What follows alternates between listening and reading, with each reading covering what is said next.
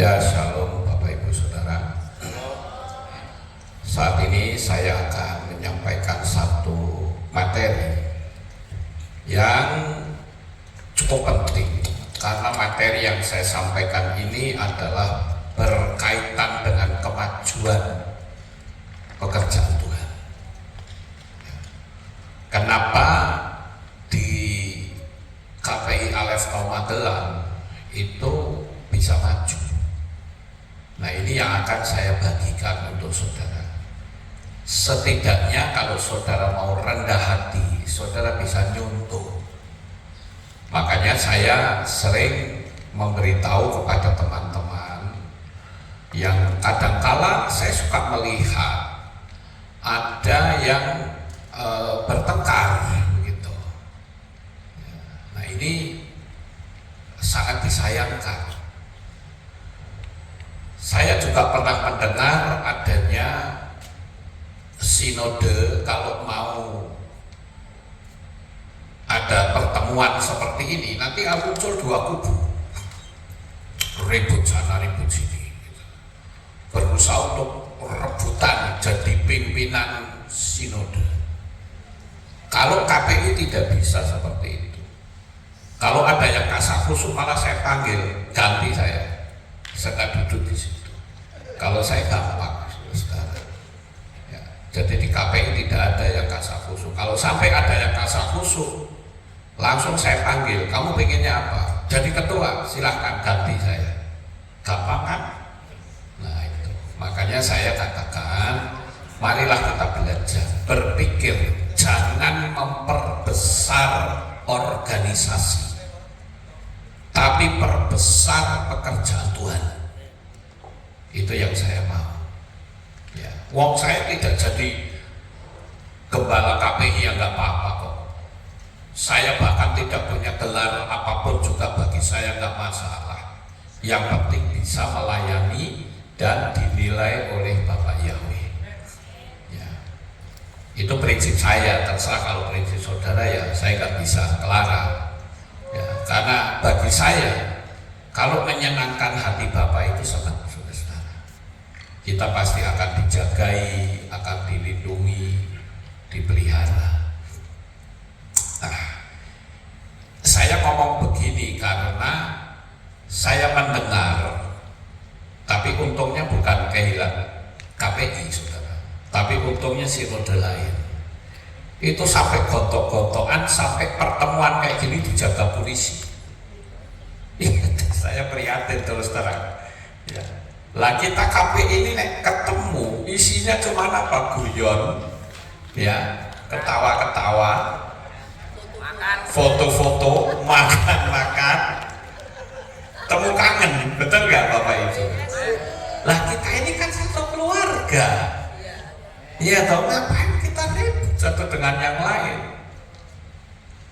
Makanya di KPI itu nggak akan pernah ada orang yang berebut jadi pimpinan. Kalau mau ada silakan, saya duduk di situ ya enggak apa-apa kok. Ya. Sama lah seperti kalau dipikir secara logika ya. Seperti kalau orang merayakan Natal, kita sudah gak rayain Natal semua ya. Amin. Ada nggak yang masih ngerayain Natal? Oh, sudah gak ada. Dulu kalau ada perayaan Natal, coba saudara ingat, hanya masalah nyalain lilin saja jadi masalah besar. Loh iya betul saudara. Ada 8 lilin atau 9 atau 10 lilin. Dia berharap, wah ini aku pasti akan dipanggil. Ternyata 10-nya nyala semua, kalau saya nggak dipanggil. Marah dia. Kurang ajar, saya nggak kepake ya di gereja ini. Lah, hatinya bergeser. Itu tidak boleh terjadi. Lah kalau saya diceritain begitu, saya pernah diceritain loh. Kenapa saya bisa ngomong begini? Karena ada orang yang cerita sama saya. Dia bilang, Pak Lukas, saya di gereja itu sudah jadi tokoh. Lah waktu penyalaan lilin aja saya nggak dianggap. Semua orang nyalain lilin, saya tidak. Menurut Pak Lukas bagaimana? Lah saya jawabnya gampang, kamu nggak nyalain lilin paling satu, beli aja lilin satu pak, nyalain di rumah. Loh, kalau tujuannya nyalain lilin kan sama, betul nggak Bapak Ibu? Nyalain aja di rumah. Kamu beli, kalau di gereja kan cuma satu, kamu beli aja satu pak di renteng, mau 10 pak juga nggak apa-apa. Saudara lebih hebat dari yang di gereja. Mereka cuma satu, saudara bisa nyalain sehari. Dia diam. Lalu pertanyaannya motivasinya apa? Iya toh. Nah ini yang saya katakan, kita sebagai anak-anak Tuhan itu jangan mudah bertengkar, memaki-maki, mengucapkan kalimat-kalimat negatif baik pada orang lain maupun kepada jemaat. Saya bukan pamer ya Bapak Ibu. Saya bahkan mengatakan begini, cobalah kamu datang ke Alef Taum Magelang, lihat jemaatnya ada berapa. Ya, jemaat yang saya layani itu sekarang sekitar 600. Ya, dulu 1.500, sekarang ya sekitar 600-an lah. Tapi di tempat saya itu tidak ada pertengkaran, nggak ada tuh ribut kotok-kotokan, maki-makian, nggak ada saudara-saudara. Nah ini yang perlu saya bagikan untuk Bapak Ibu. Kenapa kok di tempat saya tidak ada gontok-gontokan? Karena saya menjadikan jemaat dan saya itu kita satu keluarga. Saya punya hubungan dengan jemaat itu sangat baik sekali. Sampai-sampai saking baiknya orang bisa tuduh saya macam-macam gitu. Bahkan dulu ada gembala pengagum Bapak Yahweh, saya nggak sebut namanya, dia datang ke Magelang, dia bilang begini, Pak Lukas, boleh nggak kalau saya ajak majelisnya atau para petingginya Pak Lukas untuk doa bersama saya? Saya bilang silakan. Masa orang doa nggak boleh? Tapi pada waktu doa ternyata dia bikin rapat dan dia mau bikin KPI, bukan KPI, tapi gereja baru di Magelang. Saya tahu dari mana ya, dari peserta rapat itu. Tapi apa jawab mereka? Dia katakan saya sudah nyaman bersama Papi Lukas. Dan yang kedua, mereka bilang ya sudahlah, kalau tidak mau ya saya boleh nggak kalau minta sumbangan itu nampan perjamuan kudus. Jemaat nyumbang, saudara. Tapi sambil ngomongnya itu senang. Papi kok nggak pernah yang ngajarin minta-minta kayak begini? Mateng nggak saudara? Ya. Malu kan itu pendeta. Karena saya memperlakukan jemaat itu sangat baik. Saya sayang dengan mereka. Saudara boleh lihat kalau ibadah di Magelang, selesai ibadah mereka bisa makan bersama, mereka datang. Ya. Mungkin Ibu Ginting tahu itu, karena Bu Ginting berapa lama ya Bu di Magelang ya? 6 bulan saudara, di tempat kami. Dia tahu sepak terjang saya. Makanya kalau ada orang yang mengatakan, oh Pak Lukas itu pemuja Lucifer, lo ada saudara yang ngomong begitu. Ya saya diemin aja, mau ngomong pemuja Lucifer kayak masa bodoh, emang gua pikirin. Ya, nah ini yang pertama. Kemudian saya juga perlu memberi tahu yang lain, yaitu jangan mudah keluar masuk grup. Ya, saya bingung sudah jadi gembala kok mentalnya seperti ini ya. Tidak perlu juga, tidak usah share di grup. Jangan juga yang masih ada nama berhala di grup itu usahakan untuk tidak. Ya jangan di-share di situ, karena saya katakan kalau kita nge-share nama berhala itu, dia akan masuk ke alam bawah sadar kita. Ya. Kemudian Kemudian saya juga memberitahu jangan tulis unek-unek di sosmed yang bikin status dengan kata-kata yang buruk. Saya yang selalu meneguhkan agar selalu anggaplah itu buat latihan mental. Ada jemaat yang lapor sama saya. Jemaat itu ngomong begini, "Tapi ini kok gembala saya kok ngomongnya nggak enak di sosmed." Saya bilang nggak apa-apa, kan namamu nggak disebut toh. Ya tidak, ya sudah. Anggap saja itu bukan kamu. Hitung-hitung itu latihan. Nah, tapi gembala saya begini, saya bacakan dalam 1 Korintus, ya pasal 3 ayat 1 sampai 3. Dan aku, hei saudara-saudara, aku tidak sanggup untuk berbicara kepadamu seperti kepada yang rohania. Sebaliknya seperti kepada jasmania, seperti kepada kanak-kanak dalam hal maksiat, dan seterusnya. Jadi kalau ada orang yang hatinya memancarkan energi negatif dan kamu merasa, itu artinya kamu harus berubah. Kalau memang apa yang dikatakan gembalamu itu benar. Tapi kalau ternyata gembalamu gak benar dan kamu merasa sakit hati, ya kamu yang bodoh, gitu loh. Justru kamu itu berpikir, oh alam roh saya sedang terbuka. Ini kesempatan untuk saudara menubuatkan hal-hal yang besar, dan yang besar itu pasti terjadi. Saya kalau dihina orang, apa saudara pikir saya nggak pernah dihina orang? Oh, saya banyak dihina orang. Dan pernah nih ada orang mengembalikan perpuluhan 1 tahun diminta saudara, dan saya kembalikan. Apakah saya rugi? Tidak. Tuhan kembalikan ribuan kali lipat saudara. Itu dahsyat. Yang penting kita jaga hati, jangan sampai kita ini cacat hati kita. Nah, terus yang kedua nih, ini yang saya perlu warning ya Bapak Ibu.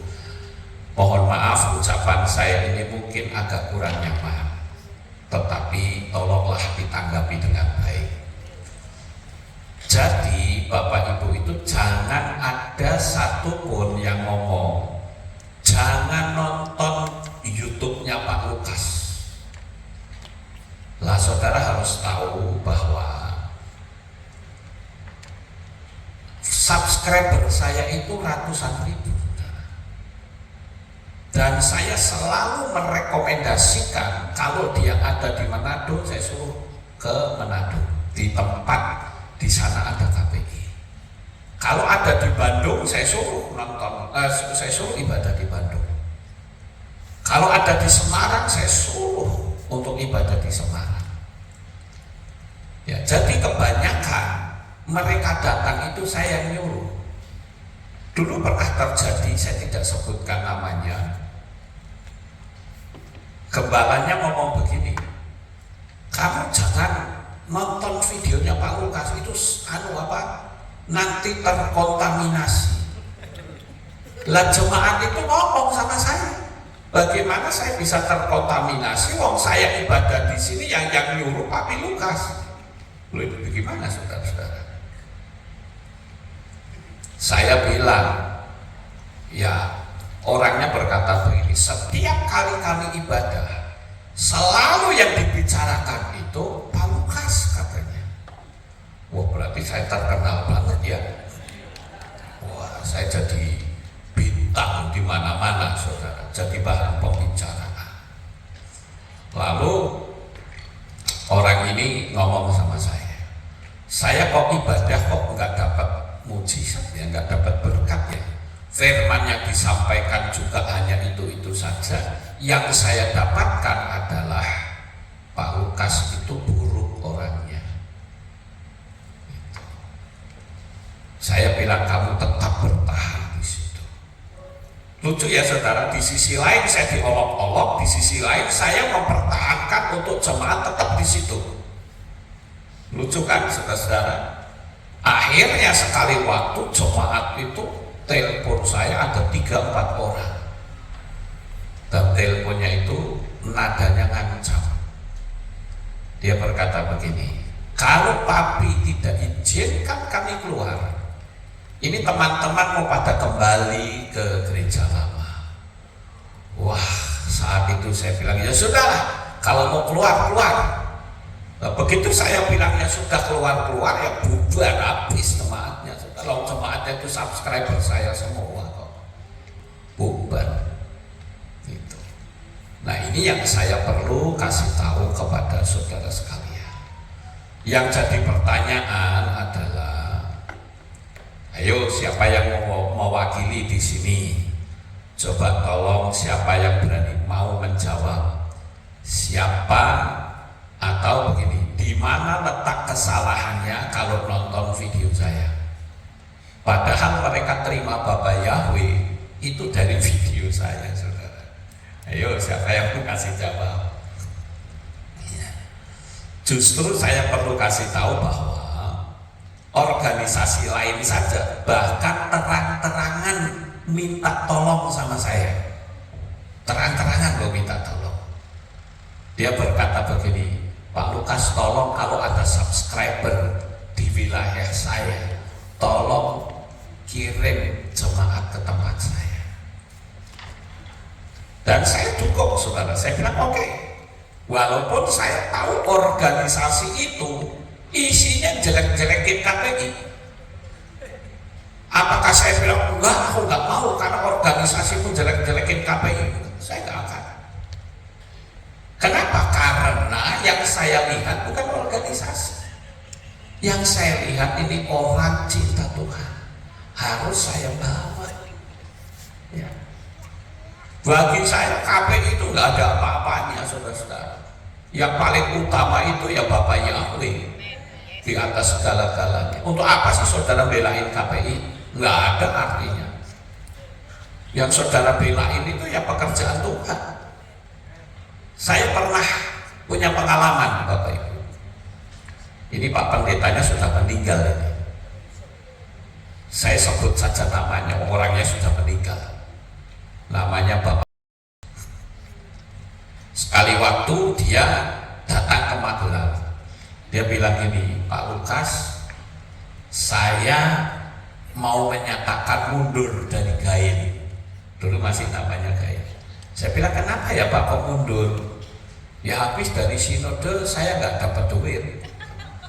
Ya saya bilang, ya mohon maaf ya Pak, karena GAIN ini kan masih sedikit jumlah jemaah.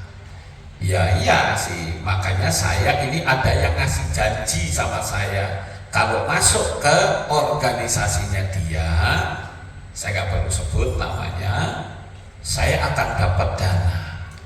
Oh ya nggak apa-apa, kalau Bapak mau mundur silahkan. Lalu apa jawab Pak Pendeta ini? Bisa nggak saya minta tolong Pak Lukas bikinkan surat pengunduran diri? Kira-kira kalau saudara jadi ketua sinode mau nggak bikin? Saya mau loh saudara. Saya bikinkan surat pengunduran diri. Saya sendiri yang bikin, saya yang stempel, dia yang tinggal tanda tangan. Sudah dia mundur. Beberapa bulan kemudian dia datang lagi. Dia bilang, Pak Lukas, saya minta tolong, boleh nggak kalau saya masih pakai nama GAIN? Loh, kan Bapak sudah mundur, kenapa Pak? Lah saya di sana nggak dianggap. Ya istilah sekarang itu BPHP lah, pemberi harapan palsu. Ya saudara, nggak dianggap. Boleh nggak Pak kalau saya pakai apa namanya nama GAIN lagi? Apa jawab saya? Silahkan, silahkan. Kalau begitu saya tak masuk kembali saja ke GAIN ya Pak. Ya silahkan. Tolong Bapak bikinkan surat pengajuan toh. Saya bikinkan saudara. Saya bikinkan. Karena saya tidak melihat Pak. Yang saya lihat itu pekerjaan Tuhan. Gitu loh. Itu hati saya, saudara-saudara. Wong bagi saya Lukas Sutrisno nggak ada apa-apanya kok. Yang ada apa-apanya itu pekerjaan Tuhan, harus kita belakan. Ya. Lukas Sutrisno nggak ada apa-apanya. Mau sekolah saja nggak punya titel kok. Apa yang bisa saya banggakan? Makanya tahun lalu saya ngomong, siapa yang mau gantiin saya jadi ketua atau gembala sinode, silahkan. Yang mau tak kasih hadiah talit asli Israel. Kenapa? Karena saya lihat orang-orang KPI ini pintar-pintar, saudara. Saudara kan banyak yang bertitel di sini, betul nggak? Dan saya katakan, saya dengan segala rendah hati dan sukacita, saya mundur jadi gembala KPI. Dan saya tetapkan siapapun yang akan jadi gembala KPI, periodenya seumur hidup. Ayo gantiin saya. Kalau mau tak kasih hadiah talit asli Israel, saya beli di sono. Nggak ada yang sudah betul nggak mau. Ini periode mendatang seumur hidup. Malah orang-orang pada ngomong, sudah teruskan saja sampai Tuhan Yesus datang. Saudara nggak gelo punya gembala sinode nggak punya titel. Ya. Padahal anggotanya orang-orang pintar semua. Saya itu perjuangkan pekerjaan Tuhan itu bila perlu nyawa saya jadi taruhannya, saudara. Gitu. Saya bukan sombong. Saya berkali-kali diancam orang. Maaf saya tak cerita sedikit ya. Ini cerita kebodohan saya. Dulu pernah ada orang yang ngakunya dari, ada yang ngaku katanya dia terang-terangan nulis di FB. Mungkin bagi saudara yang ikut KPI awal-awal pasti tahu saya bikin sebuah kesalahan. Dia tulis di FB, dia bilang, coba lihat itu Lukas Sutresno, sanggup saya hentikan, saya tutup itu KPI. Ada yang lapor sama saya karena saya kan nggak aktif di FB. Saya balas tulis, nah ini yang salah, tidak boleh. Tapi kebodohan saya ini saya ceritakan kepada saudara karena saya sudah tidak mungkin akan melakukannya lagi. Karena saya tulis begini, ayo siapa yang katanya mau nutup KPI dan akan membungkam Lukas Sutresno, silahkan. Saya akan hadapi Anda dimanapun. Saya tidak peduli selama saya katakan masih makan nasi, masih minum air, saya akan hadapi kamu. Kecuali kalau sudah makannya paku, mur baut, minum bensin sama solar, saya mundur. Tapi selama masih makan secara wajar, ayo kita ketemuan di mana. Saya dihina mau model apapun saya masih bisa tahan. Tapi kalau sudah KPI yang diusik, saya akan hadapi, saya pertaruhkan nyawa saya. Kita mau ketemuan di mana? Saya akan datang sendiri. Saya gak akan bawa teman. Saya jujur, saya katakan saya bekas bajingan dan saya gak pernah takut untuk masalah ini. Memang saya orangnya kolerik, saudara-saudara. Sama seperti Pak Aten Martino, orangnya kolerik. Apalagi Pak Aten ini bintang laga, Wiro Sableng. Ya benar-benar sableng, saya juga sableng juga, saudara. Tapi ini saya cerita kesalahan saya, kebodohan saya, saudara. Saya terus terang yang menegur saya itu istri saya. Dia tegur saya, kenapa sih Pak Wilayani? Saya bilang, Mam, kalau saya dihina sekecil apapun, saya tidak akan pernah mau melawan. Tapi kalau sudah KPI itu berarti di belakang saya banyak orang. Saya akan tunjukkan, saya menggunakan apa namanya perumpamaan begini. Gini loh Pak, David itu kalau menggembalakan domba dia pakai seruling, dia pakai kecapi. Tapi kalau sudah ada singa, dia tidak akan main kecapi. Dia akan letakkan kecapi sapinya diambil gada atau ketapel dihadapi itu. Saya pikir ini adalah singa yang harus saya hadapi. Tapi saya akui ucapan saya itu tidak jadi berkat, saudara. Saya akui itu. Dan saya katakan, Tuhan ampuni saya. Bahkan saya berdoa, Bapak Yahweh beri saya rasa takut dengan ancaman. Karena saya dari dulu sudah terbiasa dengan ancaman. Dan saya selalu mengatakan kalau sama saya gak usah ancam-ancam. Suruh aja ketemuan di mana, saya pasti datang. Dan saya gak akan bawa teman. Tapi ini saya jujur, saya akui ini sebuah kebodohan yang tidak akan pernah saya ulangi lagi. Jadi karena ini sebuah kebodohan, saudara tidak boleh meniru. Amin, Bapak Ibu. Jangan tiru kebodohan ini. Ini hanya jadi ditunggangi oleh roh kesombongan. Seolah-olah masih bisa seperti itu. Nggak ngaca kalau sudah mulai tua.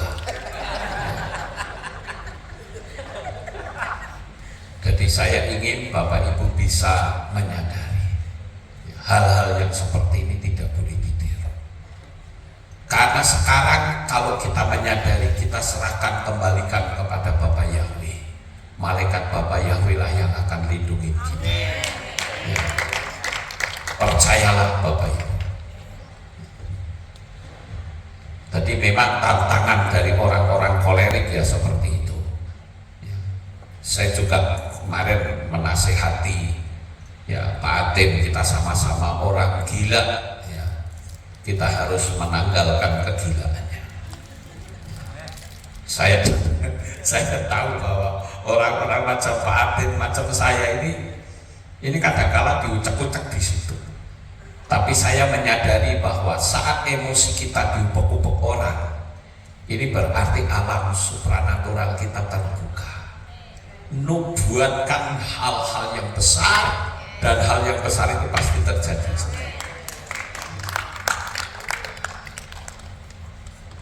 Nah, oleh karena itu sekali lagi saya terus terang saja agak gampang kalau saya sampai merekomendasikan subscriber saya untuk masuk di KPI,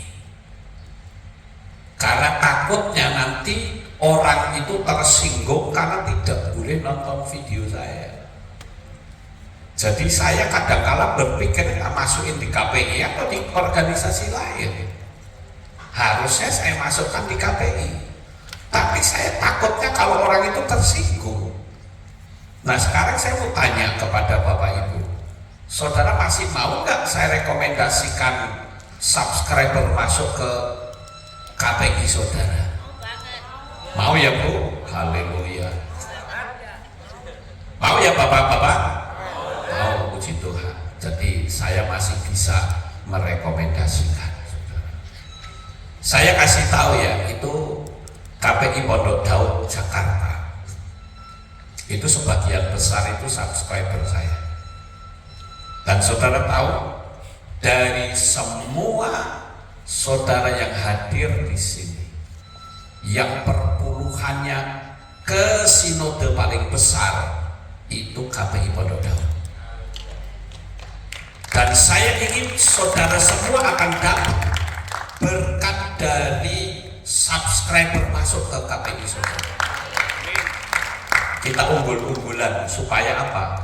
Supaya perpuluhannya KPI Pondok Daud dikalahkan besar-besaran.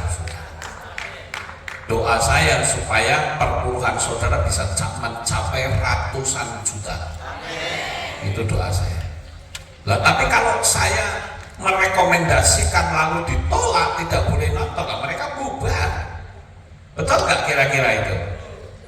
Lalu apakah dengan melarang itu lalu jemaat betul-betul nggak nonton? Tidak, tetap aja nonton. Sebutlah dia jujur nggak nonton. Kira-kira nonton nggak ke gereja lain? Pasti nonton, malah lebih parah. Betul nggak Bapak Ibu? Ya, jadi Ini yang saya katakan, ya saya berterima kasih kalau saudara masih ingin saya rekomendasikan. Karena setiap kali ada orang yang dibaptis, mereka selalu tanya sama saya, kami harus ibadah di mana? Dan saya katakan, ibadahlah di sini, cari yang paling dekat. Kayak di Sumatera itu kan jauh-jauh, kalau di Sulawesi juga jauh-jauh, di Papua itu juga jauh-jauh. Tapi saya bilang carilah yang dekat. Kami punya KPI di sini. Bahkan alamat KPI di seluruh Indonesia saya share ke mereka. Jadi siapa tahu mereka pergi jalan-jalan ke kota A, kota B, oh di situ ada KPI, dia cari KPI. Jadi kalau cari dan kebetulan mereka punya family, bisa nggak familinya disuruh ke KPI saudara? Bisa. Nah itu kan keuntungannya di situ saudara. Ya, jadi saya berharap jangan sampailah ya mengatakan jangan nonton videonya Pak Lukas. Lawang dia bertobat ya dari video saya kok. Ya.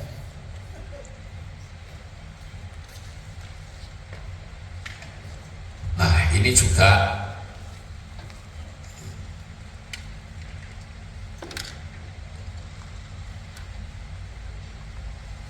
saya ingin supaya kita betul-betul dilimpahi berkat dan mujizat yang besar. Sampai kalau di Amerika ya Bapak Ibu, saya ngomong loh sama Pak Roy, saya katakan kalau ada jemaat subscriber di Amerika, saya serahkan ke kamu, tolong dibimbing. Kalau saya melihat oh ada di Bali, saya ngomong. Ada beberapa waktu yang lalu saya ngomong sama Aditya, tolong dibimbing orang ini. Ya. Jadi kalau mereka ada beban, ya jangan dicuekin. Saya ngajarin jemaat jangan ngajari tim ya, tim penggembalaan. Saya bilang jangan dicuekin jemaat. Kalau ada yang baru ajak bicara biar mereka senang. Itu metode-metode yang saya lakukan dalam pelayanan saya di Magelang. Kemudian yang berikutnya seperti yang kemarin saya sampaikan juga secara umum dan sekaligus bisa ditonton seluruh dunia. Saya mendengar banyak sekali pendeta-pendeta yang cuma ngintip-ngintip tentang nama Yahweh, mereka belum baptis, tapi membaptis orang. Nah ini secara hukum alam supranatural tidak sah, karena belum termeterai untuk memeterai orang. Nah ini, ya jadi saya berharap bagi saudara yang belum baptis bisa baptis, apalagi di hotel ini ada kolam renang. Kemudian yang ketiga, saudara, ini banyak loh, ini baru ketiga ini. Saya berharap saudara gak bosan, berani berkorban untuk pekerjaan Tuhan. Ya. Kadang saya bingung sebenarnya kita ini hatinya di mana? Apakah yakin panggilan Tuhan atau bagaimana? Mungkin saudara berkata, iya Pak Lukas jemaatnya banyak. Ya kan sekarang, lah dulu jemaat itu 8 orang, saudara. 8 orang pun tua-tua. Ada pemuda itu 2, yang satunya ayan. Kalau ibadah masih musuh-musuhnya sudah mulai kedengaran itu mesti berhenti ibadah, karena langsung dia jatuh pingsan, belum saya tangani. Saya sendiri yang main gitar, gitarnya gitar bolong lagi,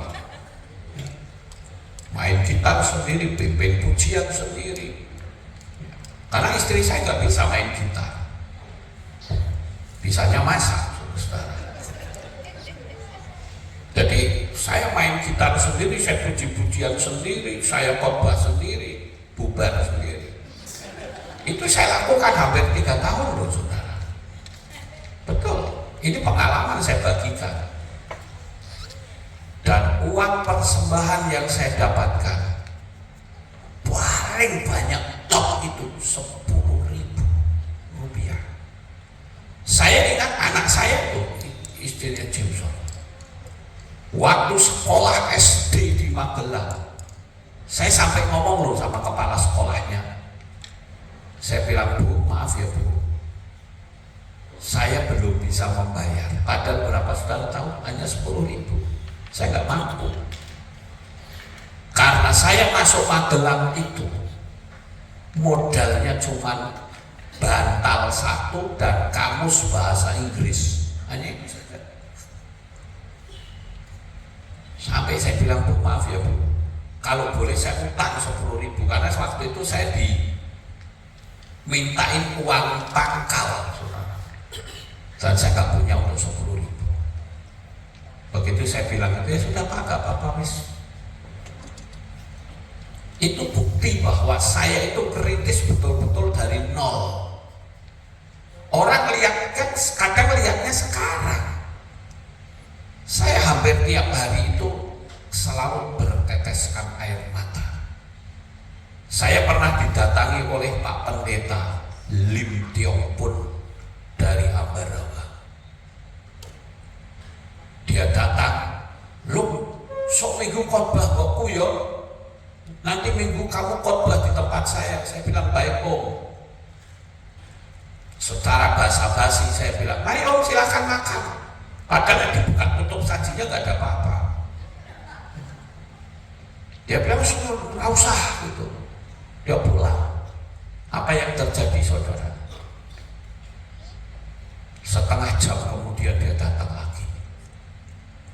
Dia datang bawa makanan banyak yang luar biasa. Nasi gudeg, saudara. Padahal gudeg kan kalau sudah 1-2 hari kan makin enak, saudara. Wah, itu saya dapat makanan. Ada banyak pertolongan Bapak Yahweh yang Tuhan pakai jemaat lain untuk memelihara hidup saya. Saya kagum dengan Bapak Yahweh. Pernah satu kali peristiwa orang sampai gak percaya. Suatu hari istri saya lapor sama saya, Pak, ini yang ngisi beras itu siapa? Maksud mami, beras gak habis-habis, flat terus. Padahal saudara tahu di tempat kami pastori itu ada 21 orang remaja, makannya masih banyak-banyaknya. Tiap hari beras itu diambil, nggak habis-habis. Logika saya kerja, mungkinkah Tante Lan yang ngirim beras?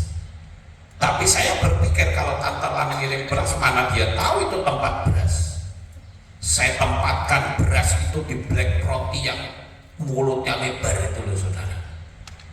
Dan di atasnya itu ada sepatu, ada gombal, ada macam-macam. Orang nggak akan tahu. Dan masa orang kalau kirim beras itu saya tidak tahu? Pasti tahu. Pertanyaannya, siapa yang isi beras sampai flat terus tiap hari diambil? Sampai hari ini masih misteri, saudara. Masih misteri. Dan saya cerita orang nggak percaya. Tapi saya alami. Sampai ada orang yang mengolok-olok. Dia bilang, oh itu pengajarannya Pak Lukas. Ya saya diamkan saja, wong saya ngalami kok. Itu bukti pemeliharaan Bapak Yahweh yang sangat dahsyat. Karena saya punya prinsip, saya tidak pernah meminta kepada siapapun kecuali kepada Bapak Yahweh. Dan saat ini yang sedang bingung itu malah orang Magelang. Kalau dulu jemaat kami 1.500, jujur saja saya katakan ngitung perpuluhan 1 jam gak selesai, saudara. Tapi justru di saat-saat sedang top-topnya jemaat 1.500 itu, saya kedatangan tamu dari Singapura, namanya pendeta George E. Waktu saya kedatangan tamu, pendeta ini ngomong sama saya begini, "Brother, you berani nggak tidak terima perpuluhan? Maksudmu serahkan semua dan berikan itu, nanti gereja mau kasih berapa sama kamu, berani atau tidak?" Saya bilang berani.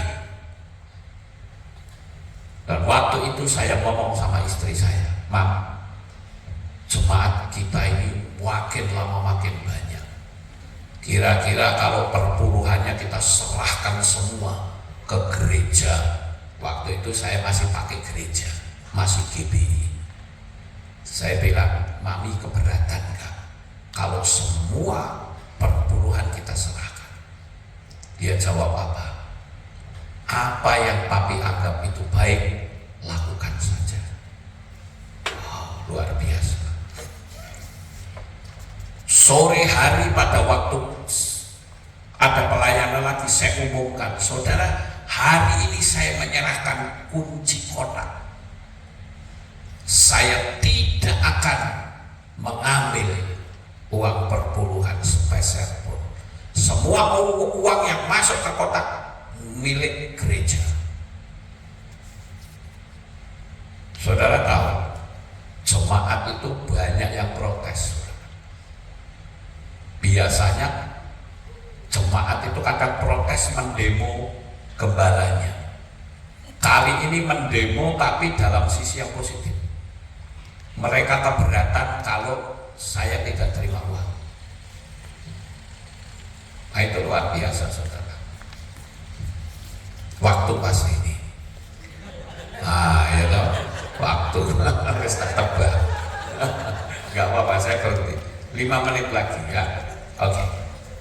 Saya habiskan cerita ini. Nanti kita sambung lagi ya Bapak Ibu. Nanti trik-trik ini saudara terapkan dan lihat. Kalau Bapak Yahweh memberkati saya, dia juga pasti memberkati saya. Pasti. Nah, saya lanjut biar selesai. Saya di demo.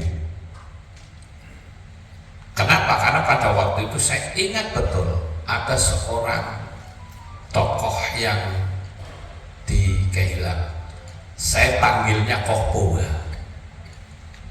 Dia datangi saya, dia bilang, "Pak Lukas, saya tidak setuju dengan cara ini.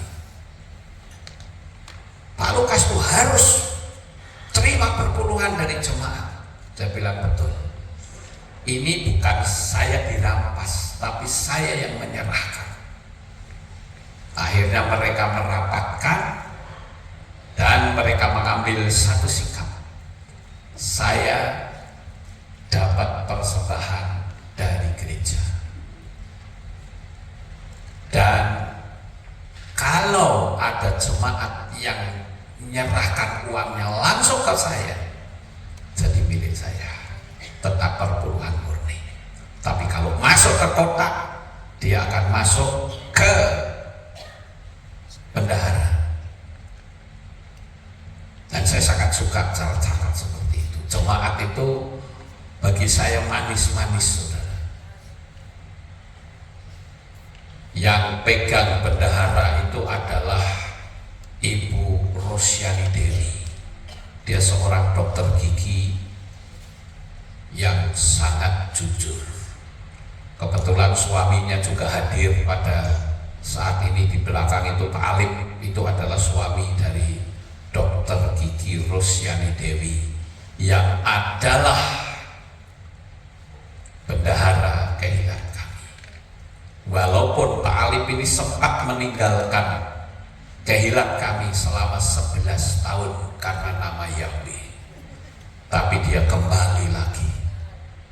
Dan bagi saya ini surprise. Haleluya. Karena dia tanya sama, gak diurusin, tentang nama Yahweh gak diurusin. Tapi akhirnya dia berani mengambil sikap. Dia sudah masuk di salah satu gereja di Magelang. Dia tanya sama gembalanya, menurut kamu Yahweh itu benar atau salah? Dia bilang benar. Lah kalau benar, kenapa kok kamu tidak memberitakan kepada jemaat? Jawabnya muter-muter. Akhirnya Pak Ali bilang, mulai hari ini saya kembali ke Pak Lukas. Ternyata Pak Lukas jauh lebih punya nyali daripada kamu. Dia kembali sampai hari ini dan sampai selama-lamanya. Haleluya. Itu bukti bahwa kebenaran tidak bisa ditutup-tutupi. Saya memberikan apresiasi baik kepada Pak Alif maupun kepada Ibu Rosyani Dewi. Saya panggilnya Cimesia. Sekalipun dia punya jabatan tuh banyak di luar sana, tapi dia masih tetap dengan rendah hati. Dia menjadi bendahara Kehilat Alefta. Dan saya percayakan keuangan penuh kepadanya karena dia orangnya baik dan jujur. Gitu. Maka saya katakan, kalau saudara pilih bendahara, pilih orang yang jujur. Ya. Nah, karena ini sudah selesai 7 menit lagi, maka saya break dulu sampai di sini. Nanti kita bisa lanjut. Saya akan bagikan hal-hal yang spektakuler. Saya berharap Bapak Ibu tidak bosan, praktekkan dan lihat hasilnya sangat luar biasa. Terima kasih. Bapak Yahweh memberkati. Ya, saya lanjut ya Bapak Ibu. Sekarang kita masuk ke poin yang kelima. Bagaimanakah kita menjadi gembala yang nyaman? Jadi yang pertama saya perlu kasih tahu bahwa antar KPI ini harus saling dukung-mendukung, kerjasama, bukan main tarik-tarikan jemaat. Coba saya akan ajak saudara untuk belajar punya mental kayak saya. Saya tidak takut kalau ada jemaat yang pergi. Selama kita mau melayani dengan baik, jemaat pasti akan kembali. Saya punya satu pengalaman ya Bapak Ibu. Itu ketika saya memproklamirkan nama Yesus Al-Masih. Itu 10 hari sebelum Sukot. Ya, 10 hari sebelum Sukot itu ada yang memboikot, menolak Yesua. Ya. Dan waktu itu mereka mengatakan bahwa saya menyatakan vakum. Ya sudah, kalau vakum ya nggak apa-apa, saya ganti kan gitu. Karena yang vakum ini semua pelayan tanggung. Padahal mau Sukot saudara 26 apa 29 orang, saya lupa.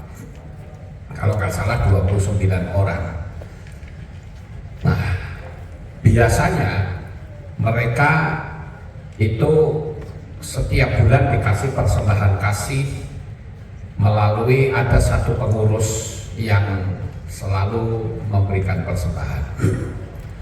Tapi pada waktu dia mengambil sikap seperti itu, saya mengatakan kepada orang yang biasanya memberi persembahan, saya bilang saya yang akan kasih persembahan dengan tangan saya sendiri.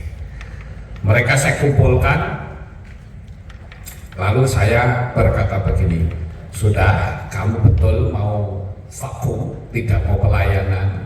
Iya. Oke. Kalau begitu, saya ucapkan terima kasih atas pelayananmu selama ini. Lalu saya bikin ritual pembasuhan kaki, saudara.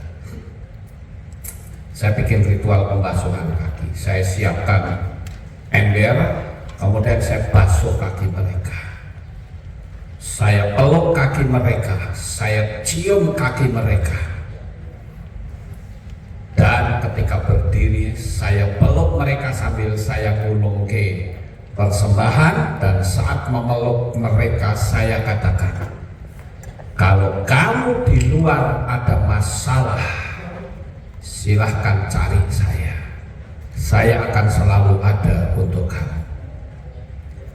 Itulah yang membuat hati saya tidak cacat, saudara. Dan toh mereka bisa kembali. Ya, mereka bisa kembali.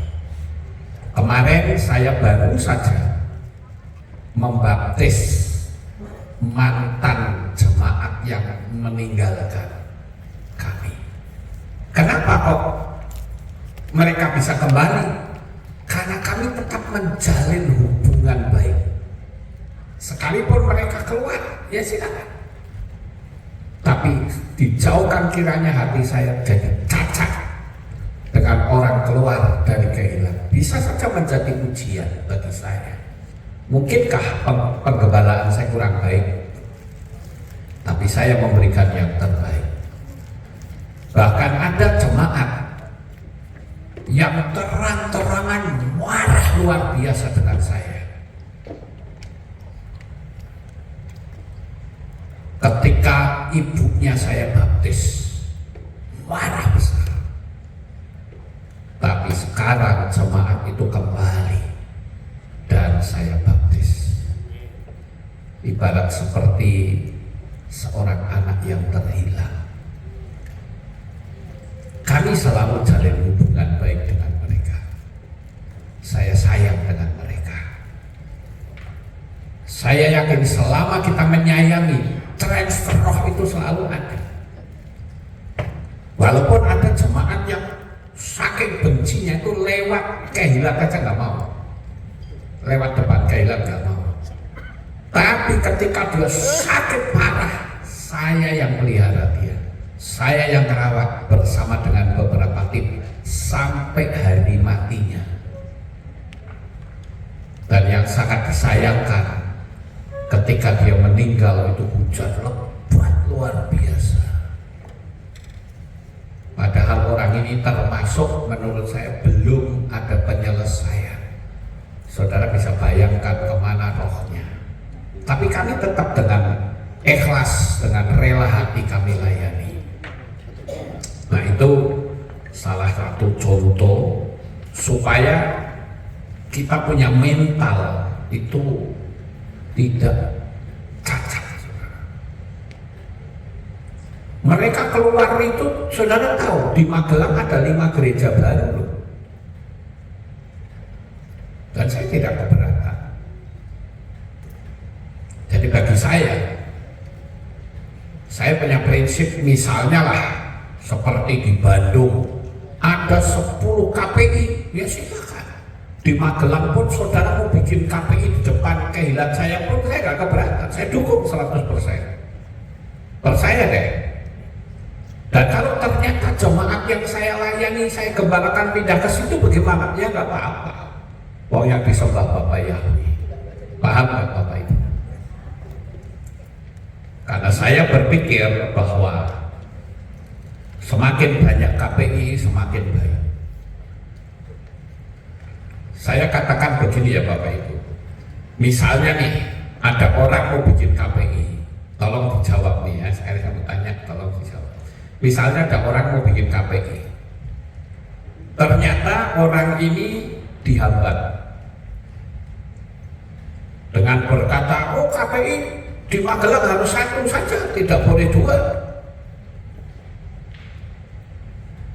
Kalau 2 tidak boleh. Ya sudahlah, kita tidak usah terima orang itu. Kira-kira orang ini bisa nggak pakai organisasi lain? Menurut saudara bisa atau tidak? Bisa. Toh persekutuannya tetap sama.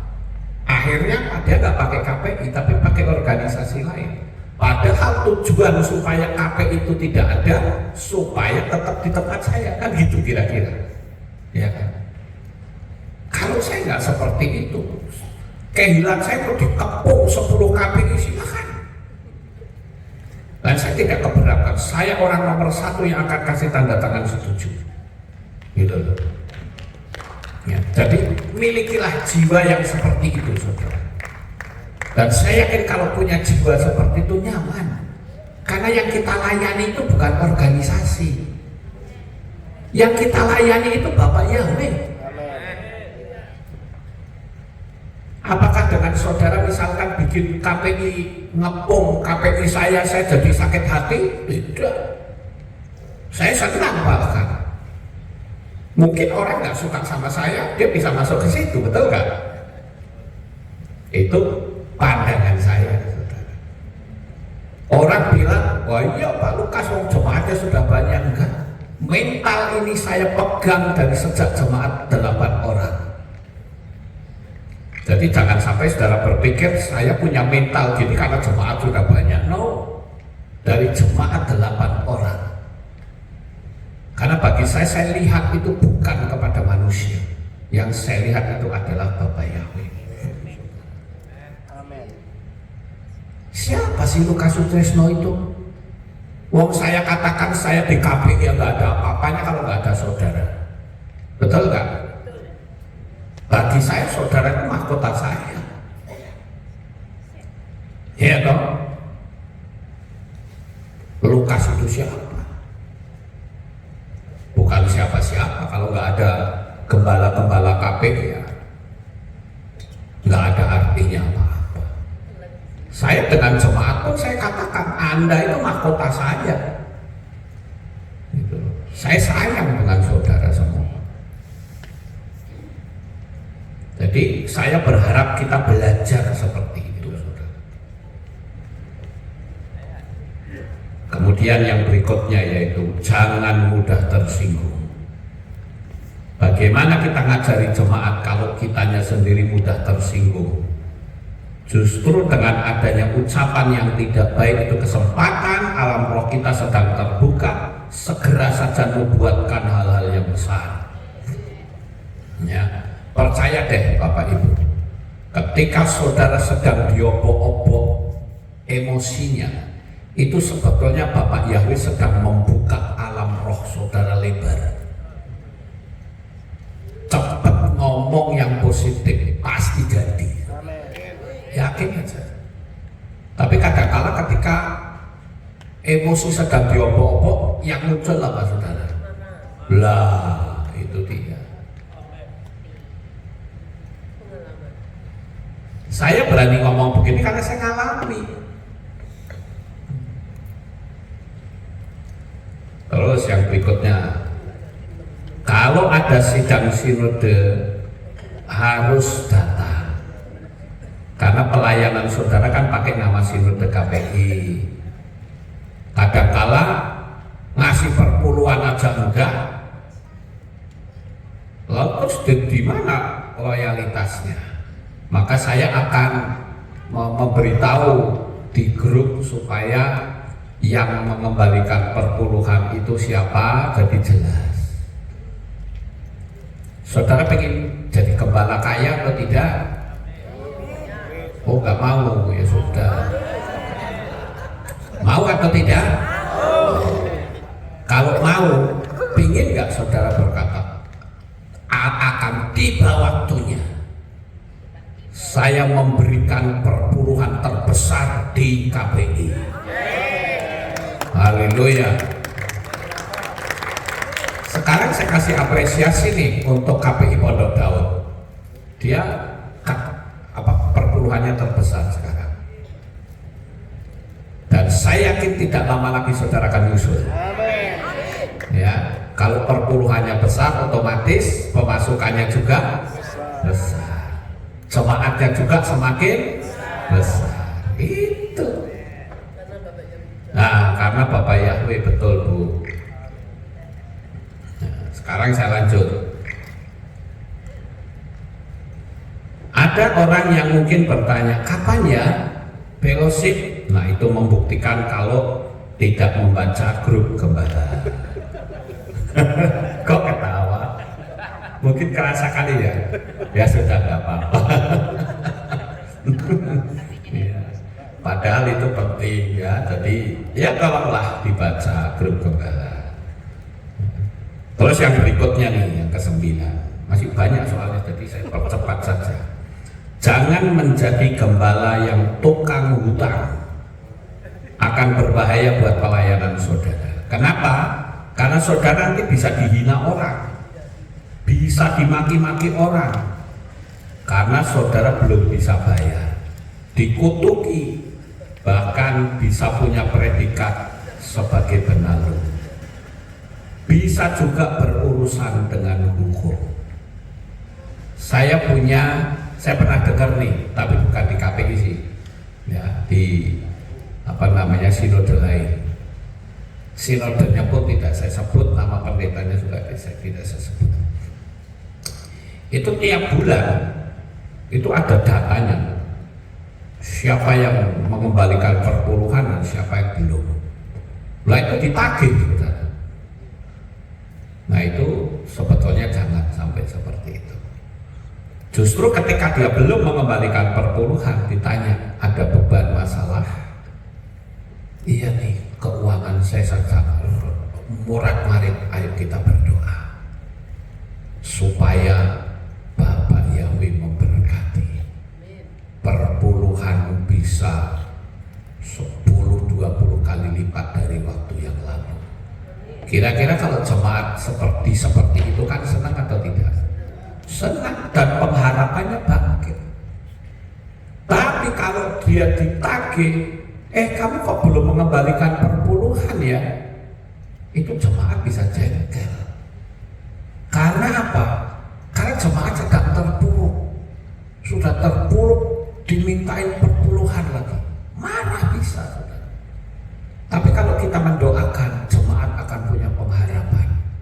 Wah, gembalaku baik, dia tahu ekonomiku sedang morat-marit, didoakan. Begitu ya Bapak Ibu. Terus yang berikutnya, jangan bikin status di FB, Instagram maupun WA yang isinya laporan kejelekan orang lain pada netizen. Bisa berkembang liar karena hal ini akan, istilahnya begini, laporan, pengumuman, ini loh saudara, teori jahatnya luar biasa. Itu kira-kira bagaimana saudara di mata Tuhan? Sebutlah dia jahat, ngapain kita laporan sama orang lain, betul nggak? Kalau ada orang yang siap mau masuk kepada iman kita, apakah dia lanjut? Tidak, dia pasti nggak akan lanjut. Dia pasti akan berkata, oh podo baik kok, di KPI, di GPI, di partai sama saja, isinya seperti lebih baik jadi orang kafir, aman, independen. Ayo kalau gitu gimana? Kita jadi penghambat pekerjaan Tuhan atau tidak? Iya kan? Kita bersalah nggak sama Tuhan? Kita bersalah, saudara. Saya itu banyak sekali mendapatkan laporan-laporan ya. Kalau si A begini, si B begini, apakah saya membalas lalu saya tulis di status saya di FB? Walaupun saya tahu orang-orangnya, tapi saya diam. Saya hanya berpikir kalau orang itu menjelekkan saya, berarti berkat yang orang itu harusnya miliki, dia akan mengalir ke saya. Paham saudara? Ini dunia alam roh. Padahal dulu saya katakan siapapun yang berani menjelekkan saya, hancur ekonominya. Tapi nggak perlu seperti itu. Kalau saya benar di hadapan Tuhan, orang menjelekkan saya, itu berkat yang seharusnya orang itu dapatkan, itu mengalir ke saya. Beda, saudara. Jadi saya katakan semakin banyak orang yang menjelekkan saya, semakin besar berkat yang saya terima. Amin. Jadi belajarlah untuk kita tidak menjelek-jelekan orang lain. Ya, apalagi di FB. Sekarang bagaimana kalau yang orang tanya, sakjane yang dimaksud itu siapa sih?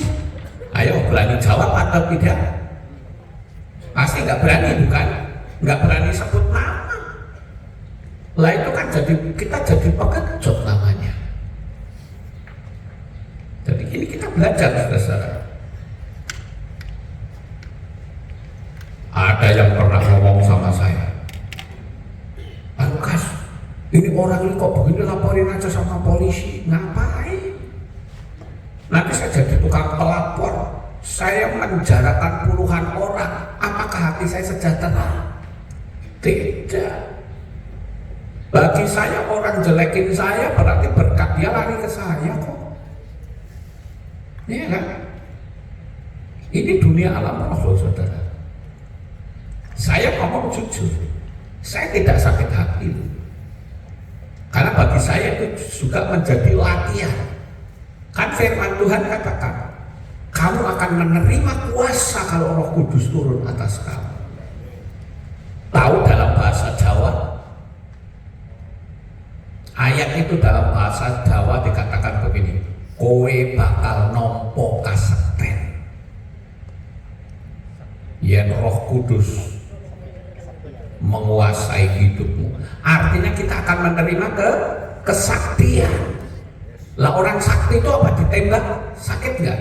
Tidak. Kalau pos ini gatel, kan paling gitu. Dipanah berapi, apa sih ini? Jadi kayak laler aja mencolok, saudara.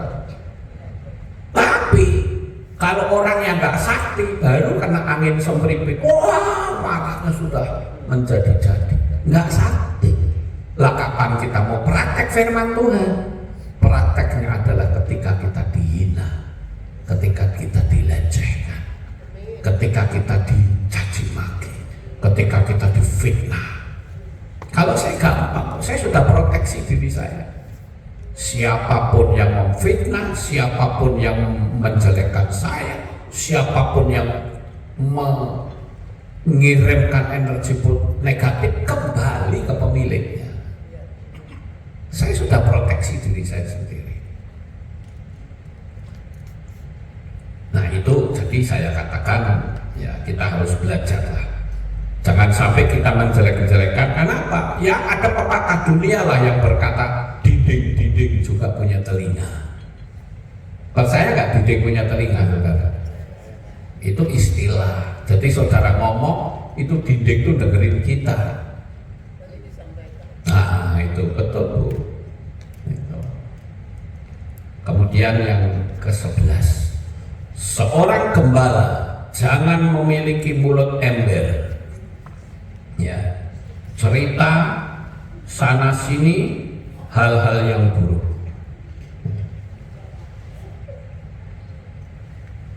Jangan menebarkan keburukan karena akan berbahaya bagi diri sendiri. Yang berikutnya, gembala KPI tidak boleh berurusan dengan hukum dunia. Dan jika sampai ada yang berurusan dengan hukum dunia, misalnya kasus pembunuhan, perampokan, penipuan, pencurian, dan lain-lain, maka sebaiknya dia mengundurkan diri. Setuju? Ya. Karena apa? Nanti bisa saja dianggap, oh KPI kok gembalanya kotor, misalnya kan lucu gitu loh ya. Jadi saya berharap saudara jangan pernah berurusan dengan hukum dunia. Kita punya hukum yang jauh lebih sempurna dari hukum dunia, yaitu hukum kasih dari Bapa Yahweh. Dan yang ke-13, KPI boleh buka sebanyak mungkin, yang penting jangan saling berebut. Ya, nanti dibilang apa, mencuri domba. Domba ini apa sih dicuri? Kalau mencuri domba harusnya apa? Ya kamu harus bayar dong. Kenapa? Karena dombamu dipelihara orang lain, kan kira-kira begitu. Kalau saya mah nggak ada istilah curi domba. Kalau dombanya lari, ya kita introspeksi. Kenapa domba itu bisa lari? Jangan-jangan kitanya yang enggak beres kan gitu. Beberapa waktu yang lalu sempat ada orang yang bilang, kedatangan saya membawa perpecahan, artinya membawa keributan. Loh kok aneh? Kalau betul saya mendatangkan perpecahan, kenapa kehilangan Aleph Tol sampai sekarang nggak pecah? Tenang-tenang saja. Ya. Makanya saya bilang, saya memberikan materi ini untuk saya bagikan. Ya, bagikan. Kenapa kok Aleph Tol yang jemaatnya lebih banyak, kok nggak ada keributan di situ? Nah ini saya bagikan, sudah. Saya kasih triknya, cara-caranya. Artinya apa? Kita harus punya hubungan yang akrab dengan jemaat, bersikap ramah. Seperti kita di Aleph Tol Magelang, saya bisa makan bersama. Jangan pernah membentak jemaat, itu tidak boleh. Karena kalau jemaat dibentak, wah itu bisa bar. Di tempat saya itu ada satu jemaat bawa anak kecil. Anak kecilnya pun nangis. Anak kecilnya nangis lalu dipanggil keluar. Kebetulan ada jemaat lain yang duduk. Dia bilang, "Gowo metu, bawa keluar," gitu. Orang ini jawab apa? "Ya kok, aku bawa keluar dan aku pun tidak akan kembali lagi ke sini." Dia tidak kembali sampai hari matinya. Ngeri nggak itu? Hanya sebuah teguran. Kok metu? Cuma gitu toh. Ya memang kok mau saya bawa keluar dan saya tidak akan pernah kembali ke sini. Itu baru jemaat loh yang negur loh. Pokoknya ini gembala nih sih negur. Betul nggak Bapak Ibu? Baru jemaat yang negur saja sudah nutup, nggak mau, kepahitan dia. Apalagi kalau saya yang tegur, wah. Bahaya itu. Nah, saya juga menganjurkan coba saudara besok jemaat dan jangan lihat ekonominya. Siapapun kunjungi. Kalau saudara-saudara sebagai Bapak Gembala nggak ada waktu buat tim kunjungan, saya harus katakan saya tidak bisa kunjungin jemaat saudara. Kenapa? Karena waktu saya itu kejar-kejaran. Saya siapin khotbah kalau Jumat Sabtu. Tapi istri saya, dia punya tim kunjungan. Dan dia bisa kunjungin kemana saja. Saya malah kadang-kala dengan jemaat saya nggak hafal. Jemaat itu namanya siapa, rumahnya di mana, saya malah nggak ngerti saudara. Saking banyaknya. Tapi saya bersyukur istri saya itu apal sampai ke busuk-busuk mana pun tahu dia.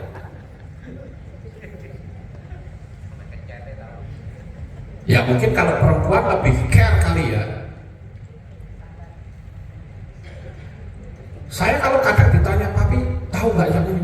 Habur ngerti. Sampai jujur saya sempat ngomong sendiri sama diri saya, ini gembala macam apa ini? Gembala kok kayak begini? Tapi itulah kekurangan saya. Dan saya akan terus berusaha. Kadang-kala orang nyebut nama juga 10 menit lupa. Betul.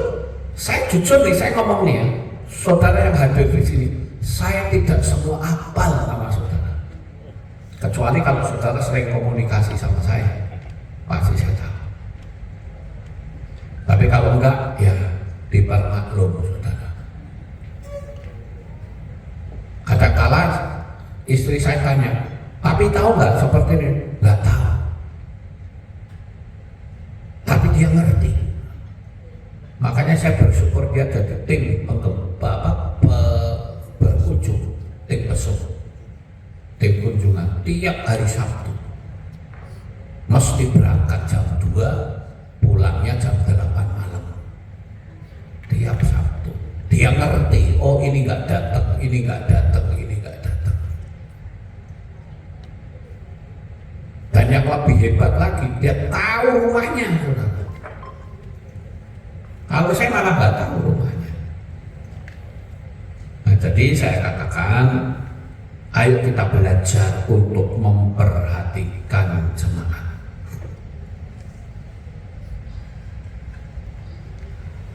Kemudian yang berikutnya, belajar untuk tidak memberikan pengajaran-pengajaran yang aneh.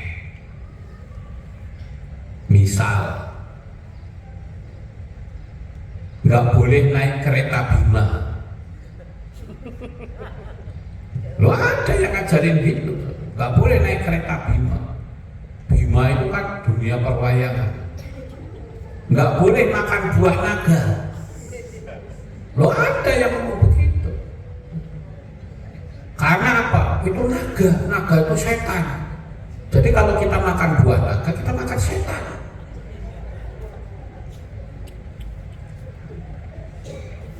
Apalagi rawon setan, nggak boleh.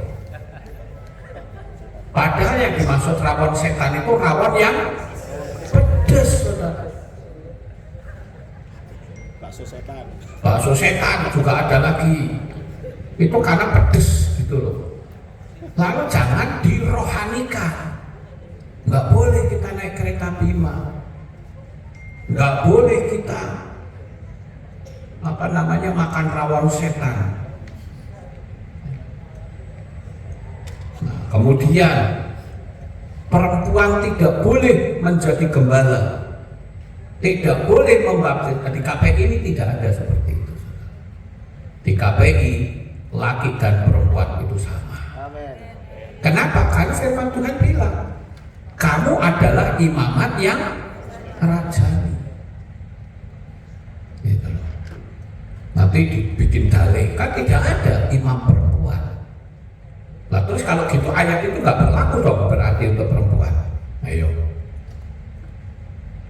Kalau tidak berlaku berarti bagaimana? Kalau minta kepada Bapak Yahweh harus melalui imam begitu? Ya tidak. Bapak Yahweh kan, Yesus kan bilang, kalau kamu minta, mintalah kepada Bapa dalam namaku. Kita tidak perlu lagi membawa korban domba karena kita sudah ada dalam keselamatan karena Yesus sebagai dombanya. Ya. Kemudian perempuan tidak boleh dengan khotbah laki-laki misalnya, nanti jadi ibadah kaum wanita. Dan ini malah bertentangan dengan pengajaran yang tadi barusan saya sebut. Nah ini kita perlu belajar untuk mengikuti pola kitab suci. Nah, saya ngajarin jemaat, kalau saudara menginjil dan ada orang bertobat, cepat baptis. Tidak harus melalui saya. Kita cepat-cepatan dengan setan. Jangan tunda waktu. Apakah dengan jemaat di tempat saya yang baptis bukan saya tersinggung? Tidak. Kenapa saya senang? Kenapa cepet-cepetan dengan setan? Setan itu sekarang sedang memburu orang, cepetnya luar biasa, saudara. Makanya saya katakan orang cari saya tengah malam minta baptis, saya baptis. Kalau misalnya aku nggak mau, Pak Lukas yang baptis, yang baptis Theo saja, ya silakan. Apa saya tersinggung? Tidak, saya terima kasih malah sama Theo. Karena saya nggak capek, betul nggak Bapak Ibu? Kira-kira kalau saudara ada anak buah saudara yang baptis tersinggung nggak? Ayo, tersinggung nggak kira-kira? Kalau saya tidak tersinggung, kenapa? Karena Tuhan itu sudah perintahkan, pergilah jadikanlah semua bangsa muridku. Yang disuruh pergi siapa? Halo? Pak Pendeta saja gitu? Tidak, semua orang percaya. Jadikan semua bangsa muridku. Baptislah mereka. Yang baptis siapa? Ya saudara semua. Tapi kalau bukan pendeta kan nggak bisa punya akte, ya dibikinkan. Di tempat saya nih, siapapun yang membaptis, tidak harus saya. Kalau memang Anda baptis, cepat kirim data ke kantor, kami segera buatkan. Paham Bapak Ibu? Kita itu sedang cepat-cepatan waktu. Kita ini balapan sama setan. bersuka cita karena saya bimbing jemaat cepat ada di luar kota memberitakan Injil, orang bertobat, akan dia masuk baptisan. Kalau dia mau segera baptis, jangan tunggu nanti ya Pak, tunggu Pak Lukas, jangan, segera. Kalau sudah masukkan data ke kantor, kami keluarkan akte. Tinggal gembalanya itu ngajari, oh baptis itu caranya seperti ini. Kan gitu saudara. Ya toh. Kemudian yang berikutnya, jangan sampai karena merasa mampu sehingga tidak bisa ditegur. Kemudian kita lihat yang berikutnya, seorang gembala harus adil, tidak boleh memihak kepada siapapun. Dan seorang gembala juga harus baptis pembaharuan agar jadi milik Bapak Yahweh dulu, baru membaptis orang. Saya angkat jempol untuk Bapak Dr. Suradi. Saya cerita sedikit. Pak Dr. Suradi itu orang pertama yang memanggil nama Yahweh non institusi gereja. Kalau saya orang pertama dari institusi gereja. Nah, Pak Suradi itu adalah anak buahnya Bapak Kiai Haji Hamran Amri dari Kalimantan yang akan menjadikan negara Indonesia menjadi negara Islam. Nah, Pak Dr. Suradi itulah pada suatu hari saya dapat traktat dari beliau. Saat hari Rabu saya menyiapin khotbah, saya terima traktat judulnya Siapakah yang bernama Allah. Begitu saya membaca, saya tengar-tengar saudara. Tahu tengar-tengar? Kalau di Indonesia kan apa itu tengar-tengar? Jadi kayak gitu loh. Begitu saya baca, ini tengar-tengar namanya. Saya ngomong pada diri sendiri, saya ini penipu kalau begitu. Saya nipu 1.500 orang. Wah, apa yang harus saya lakukan? Pak Suradi tak datangi ke Jakarta, saudara. Kalau saya orangnya gitu, tak datangi, saya tanya Pak, saya dapat traktat dari Bapak seperti ini, tolong saya diterangkan. Dia tertawa terkekeh-kekeh. Saya terangkan Pak Lukas, saya senang Bapak datang ke sini, saya diterangkan panjang lebar, lebih tengar-tengar lagi. Saya bilang, waduh, ini kalau saya tidak ambil tindakan, bukan cuma jemaat yang binasa, saya juga ikut binasa. Saudara pikir saya tidak mengalami bahaya? Saya bahaya. Ada jemaat yang kaya datang, Pak Lukas, apakah Bapak mau terus panggil nama Yahweh? Saya bilang iya.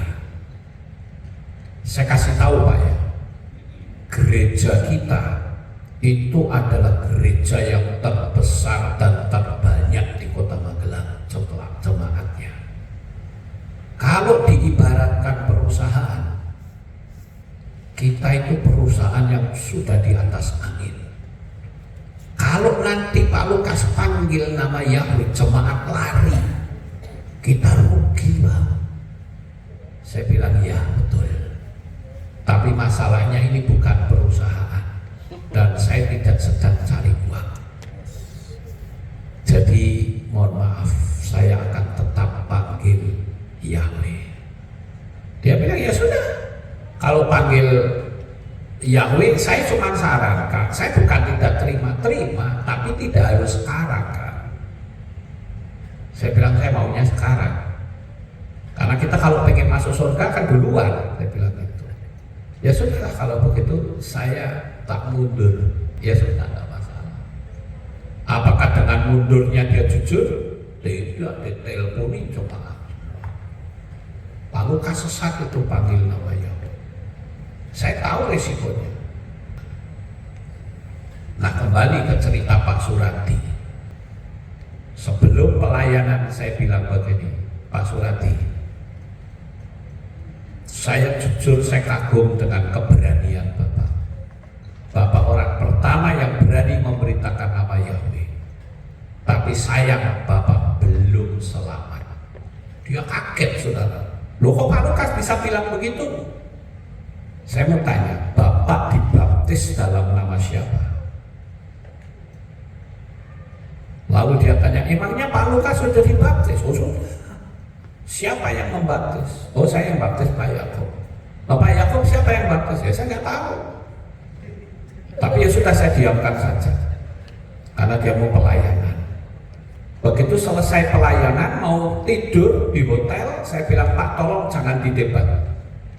Saya ingin pegang kalimat Bapak, back to the Bible. Ini saya pegang. Tolong jangan didebat, renungkan. Tadi pertanyaan Bapak salah, begitu. Kok Pak Lukas bisa bilang begitu? Iya. Karena Bapak kan tanya, Pak Lukas dibaptis oleh siapa? Pak Yakub dibaptis oleh siapa? Itu salah Pak. Harusnya Pak Lukas dibaptis dalam nama siapa? Itu baru benar. Tolong dijawab pertanyaan saya, tidak harus sekarang. Selamat beristirahat. Besok kita makan pagi. Makan pagi saya datangin, ayo Pak kita breakfast. Dia bilang sebentar. Tadi malam Pak Lukas suruh saya untuk merenungkan. Saya sudah renungkan Pak. Oh ya? Wah puji Tuhan. Terus menurut Bapak bagaimana? Sambil sedikit malu-malu dia bilang begini, ya apa yang Pak Lukas katakan itu benar adanya. Ya, saya bilang ya saya bersyukur. Kalau Bapak mengaku itu sebuah kebenaran, Bapak harus dibaptis pembaharuan. Terus dia berpaling sama istrinya, dia bilang begini, Ma, enaknya kita dibaptis sama siapa ya Ma? Istrinya berkata, loh Pak, kita kan ikut di kepercayaan Yahudi, suruh aja si Rabi itu membaptis kita. Apa jawab Pak Surati? Saya tidak mau, karena nanti dibaptis dalam nama Hasyim, nggak mau saya, salah lagi. Terus istrinya ngomong, lah di sini kan ada Pak Lukas, suruh aja dia membaptis. Terus sambil malu-malu Pak Surati bilang begini sama saya, Pak Lukas mau membaptis saya.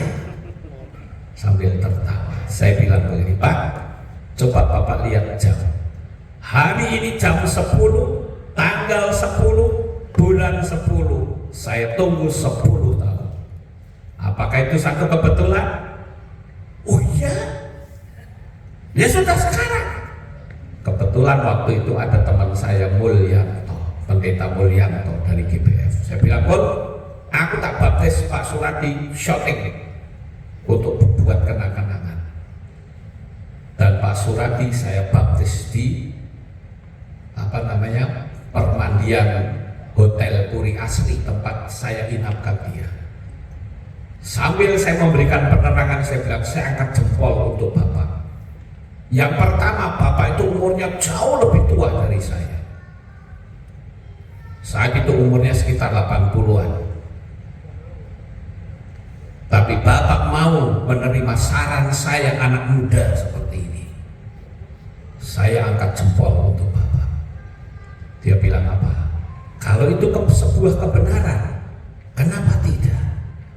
Saya bilang, respect saya semakin besar kepada Bapak. Hebat. Bapak berani bicara, berani bertanggung jawab, berani praktek. Akhirnya saya baptis pada saat itu. Dan apa yang terjadi saudara? Ketika itu dia minta tolong sama saya, Pak tolong saya diantar ke Prodia, saya mau cek kesehatan saya. Dia seorang dokter loh saudara. Begitu cek Prodia, sore harinya saya dapatkan hasil. Begitu dia lihat, terbelalak matanya. Wow, apa yang selama ini saya alami, penyakit saya sembuh semua datanya. Dahsyat sekali. Hanya karena baptisan. Kalau bicara masalah baptisan, saya punya pengalaman dengan seorang perempuan namanya dari Malaysia. Waktu itu saya terangkan tentang nama Yahweh dan Yeshua, dan dia terima nama Yahweh, tapi Yeshua tidak terima. Dia bilang Yesus itu juga banyak mujizatnya Pak Lukas. Oke, saya cuma kasih tahu kalau ibu mau, tidak juga nggak apa-apa kok. Tapi beberapa bulan kemudian saya ditelepon, saudara. Pak Lukas, tolong Bapak datang ke Malaysia. Saya siapkan pesawat dan hotel. Tolong Pak, saya dibaptis. Saya langsung terkejut. Ibu minta dibaptis, nggak salah Bu. Ibu kemarin debat saya loh. Dia bilang tidak. Saya tunggu Pak Lukas di Malaysia. Saya siapkan tiket pesawat sama hotel. Nanti dulu Bu. Mohon maaf, saya tolong ceritain dulu. Kenapa ibu bisa meminta dibaptis? Padahal kemarin tentang saya. Dia bilang begini, saudara. Pada suatu hari ketika saya sedang berdoa, tiba-tiba ada suara secara audible berkata, namaku Yeshua. Waktu itu dia berkata, suara setan kali ini. Masa bodoh lah, dia berdoa lagi. Suara yang kedua berbunyi sama, namaku Yeshua. Audible, saudara. Audible itu artinya bisa didengar dengan telinga secara fisik. Rumahnya besar karena dia istri seorang pejabat di Malaysia, dan suaminya itu orang Tamil, orang India. Untuk yang ketiga kalinya dia abaikan, dia lalu berdoa lagi. Untuk yang ketiga kalinya suara itu bunyi lagi, namaku Yeshua. Dan apa yang terjadi? Yang paling diingat itu saya. Wah, berarti apa yang Pak Lukas katakan benar. Saya ditelepon. Cuman saya bilang mohon maaf Bu, saya tidak bersedia ke Malaysia. Loh kenapa Pak? Saya baru pulang dari Eropa. Kalau saya pergi lagi, apa kata jemaat? Oh, jadi Pak Lukas itu kerjanya keluyuran ke sana kemari. Jadi mohon maaf Bu, saya tidak bersedia. Kalau ibu mau, saya akan baptis di Kota Magelang, saya tunggu. Terus dia bilang, baik, saya mau pamit suami saya, tolong doakan Pak Lukas, karena suami saya orang Tamil. Dan ternyata dia diizinkan oleh suaminya. Apa yang terjadi? Ketika saya membaptis, dia manifestasi.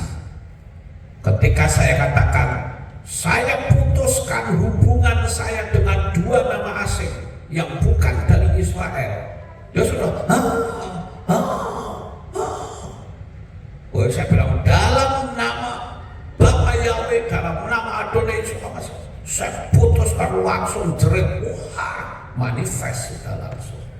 Itu membuktikan bahwa nama itu ada spiritnya. Makanya yang saya katakan, spirit itulah yang akan nanti nuntut kita di kursi pengadilan Tuhan, di pengadilan tahta putih. Begitu sudah lemes tele-tele itu sudah gak bisa apa-apa gitu, saudara.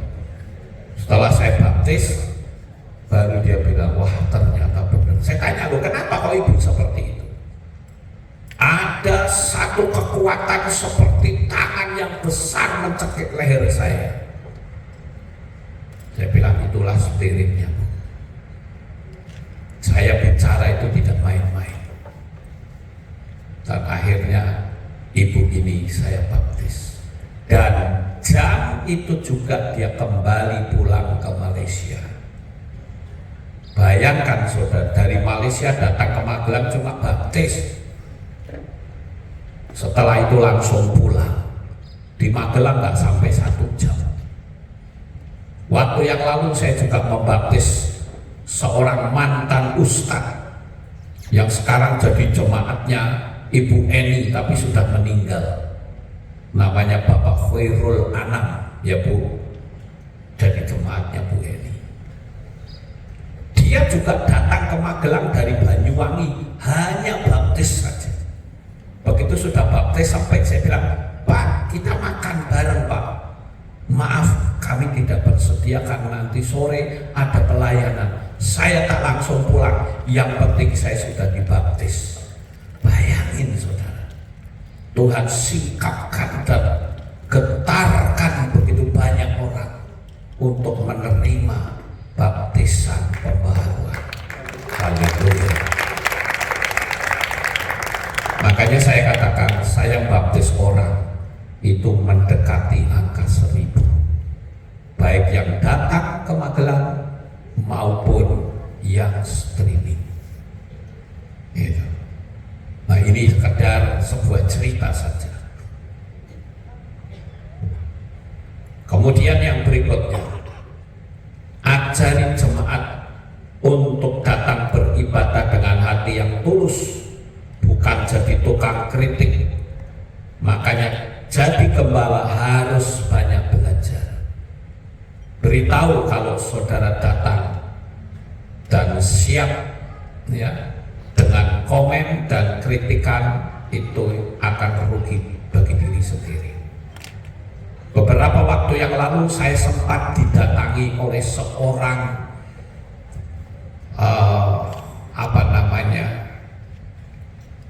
S3 lulusan Universitas Erlangga. Erlangga itu Surabaya ya saudara ya. Dia ini nelpon saya, dia bilang begini, Pak Lukas, saya melihat kajian Anda itu berbeda dengan pendeta dimanapun. Maksudnya kajian apa Pak? Pak Lukas membahas tentang kitab Henok. Saya belum pernah melihat ada pendeta yang bahas itu, persis sama dengan apa yang saya pelajari di kitab Weda. Lalu dia bertanya begini, maaf Pak Lukas dulu S3-nya di mana? Saya bilang saya tidak pernah sekolah teologi ya. Saya SMA saja tidak tamat. Dia jawab apa? Saya tidak percaya. Loh, kok tidak percaya bagaimana Pak? Dari sudut cara bicara dan bahasa serta pengalaman, pengetahuan yang Pak Lukas dapatkan itu setara dengan S3. Ya saya nggak tahu S3 atau S2, pokoknya bagi saya khotbah orang muda. Saya bilang begitu. Tapi maaf, saya nggak percaya kalau Pak Lukas nggak sekolah. Loh, memang nggak sekolah kok Pak. Saya cerita latar belakang saya. Baru dia bilang, kok bisa ya? Saya bilang, Pak, saya ini sekolahnya bodoh. Lawang satu sekolahan naik semua, yang nggak naik cuma saya. Loh betul saudara. Waktu saya SMA, satu sekolahan naik semua, yang nggak naik cuma saya. Baru dia percaya. Dan saya katakan, selama kita mau belajar dengan sungguh-sungguh, Bapak Yahweh pasti tolong kita. Amin. Saudara pasti bisa berkata, kalau Pak Lukas yang sekolahnya bodoh aja bisa, masa saya nggak bisa kan gitu. Ya. Nah itu saya katakan, banyak-banyaklah kita belajar.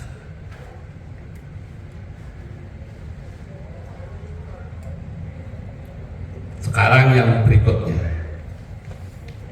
kondisi seperti sekarang seharusnya orang terpacu untuk saling mengasihi, bukan malah bertengkar, ribut, debat, adu argumentasi, dan lain-lain. Coba bayangkan, saat saudara ribut tiba-tiba sangkakala berbunyi, dan terjadi rapture gimana tuh?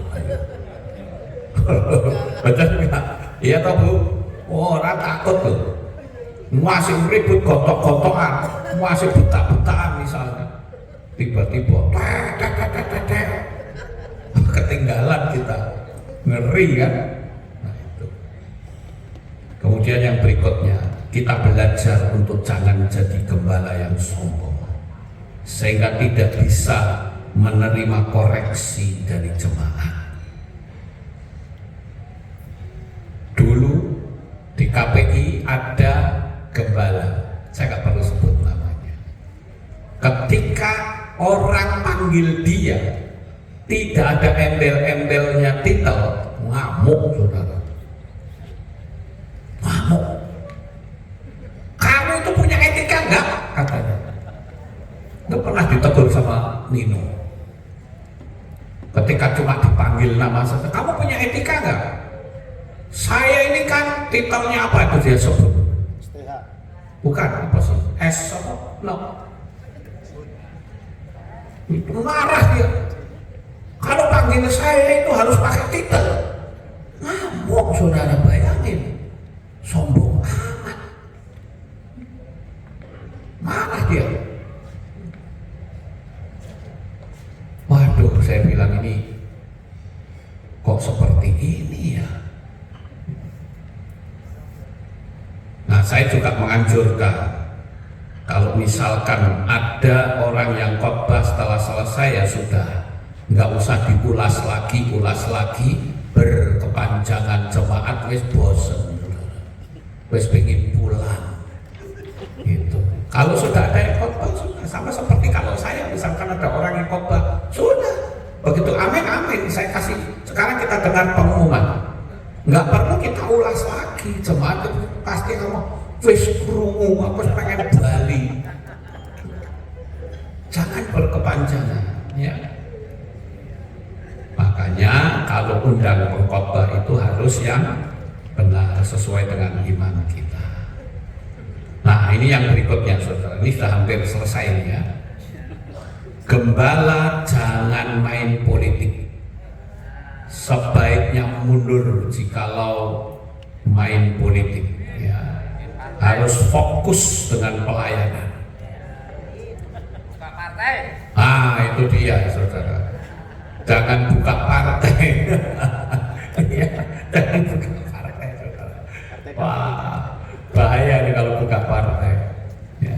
Nggak usah ikut-ikutan lah, kita punya partai Yesua saja. Haleluya. Lo betul saudara, tolonglah ya. Kenapa? Saya kasih tahu ya, di tempat saya itu ada jemaat yang mencalonkan wali kota perempuan. Itu saya ditunjukin SMS-nya saudara, ngeri betul. Isinya kalimat-kalimat kutukan ya, hujatan, penghinaan, bahkan mereka nyantet saudara. Terus saya ajari, ibu tidak tahu kan siapa yang nyantet, mau nggak tak kasih tahu biar ibu tahu. Sekarang bentengi, nanti akan tahu siapa yang nyantet. Kenapa? Karena setiap kali mereka serang pasti akan kembali. Benar saudara, yang nyantet mati ternyata tetangganya sendiri. Saya pun pernah tuh mendoakan seseorang, videonya ada. Orang disantet bolak-balik. Saya bilang, wah kalau kayak gini caranya capek kita.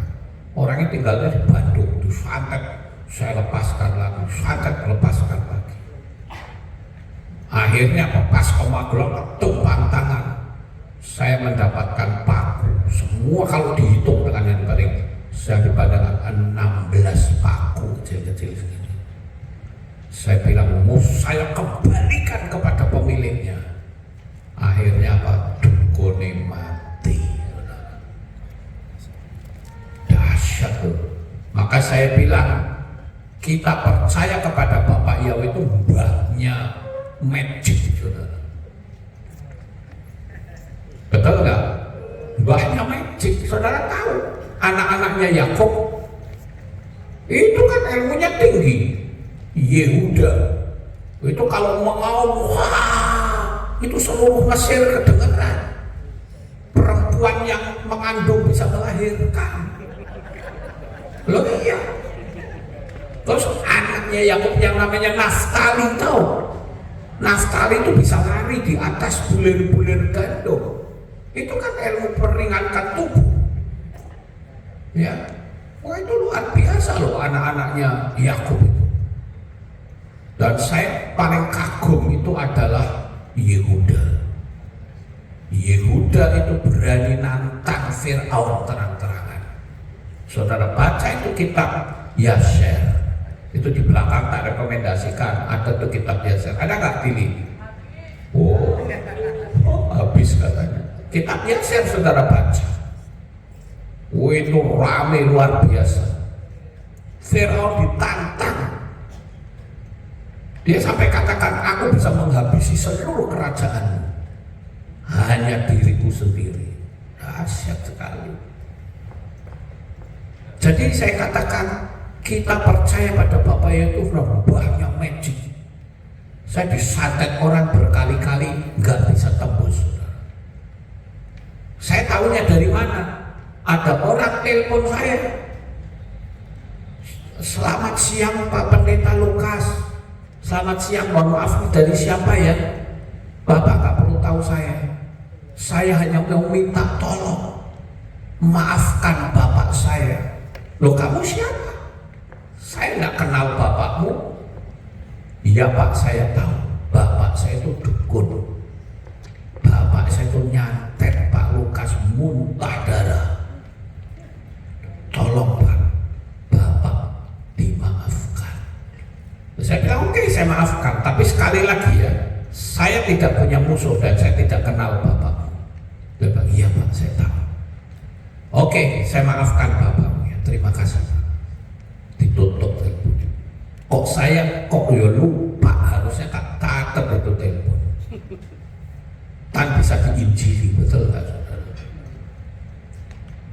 Itu bukti bahwa kekuasaan Bapak Yahweh itu luar biasa. Ada satu orang yang punya ilmu gendam, namanya Pak Gunawan, tempat saya sampai hari ini.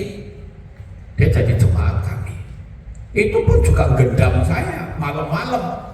Dia datang, dia itu sebetulnya kan tokoh di Magelang. Dia racun gitu loh, rohnya keluar. Istilahnya itu proyeksi astral. Dia datangin saya mau dicekik atau bagaimana. Tapi ada selaput kaca, paginya dia datang saya. Pak Lukas punya ilmu apa? Saya bilang, maksudmu? Saya semalam datangi Pak Lukas, tapi Pak Lukas ada yang menyelubungi seperti selaput kaca. Saya nggak punya ilmu apa-apa.